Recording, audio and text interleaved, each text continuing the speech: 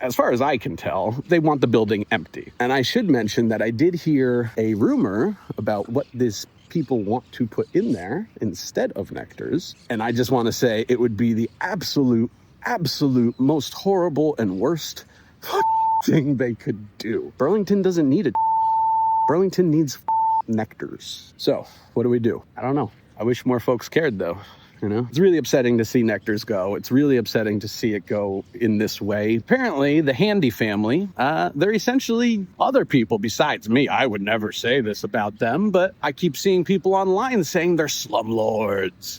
And I keep seeing all this evidence. And by evidence, I mean like firsthand accounts of their tenants and people that lived in their buildings. I've heard directly from folks involved in the current iteration of Nectar's that is now not in existence. And basically everything that I hear from community members, from people who have been involved in Nectar's in the past and rented apartments from the Handys, nobody has anything good to say about these people. So many comments online and so many reviews. They're slumlords. People, that's what people say. They're slumlords. Nectar's was a community hub. It's a very important and special place for Vermont history. Honestly, I don't understand why the state of Vermont or the city of Burlington both are not doing something to preserve it as a historical site. And speaking of the history of it, I've had this idea for years for a Vermont music history museum. It's something that I think would be really cool. It's something I would think the state would want to have.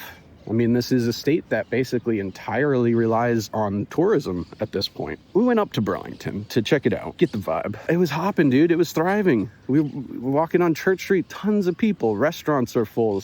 People are coming in and out of all the stores. It's just once you get down to Main Street, there's all the construction, and so it's like a bomb went off down there. And it's my understanding that the Handy family that owns the building is not allowing for any sort of help through this period. And their rent that they were asking for is just absolutely absurd. And also, I just want to emphasize, this isn't about Phish.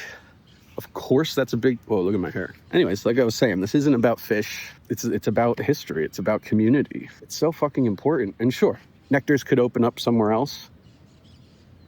It's not Nectar's, sorry. I was talking about the history and the idea that I shared with the person I spoke to that's involved with the current Nectar's, and they informed me that that's something that they were working on as well. They were even in talks with, some big bands in the area about donating some really cool things. Listen, we might not be able to save Nectar's.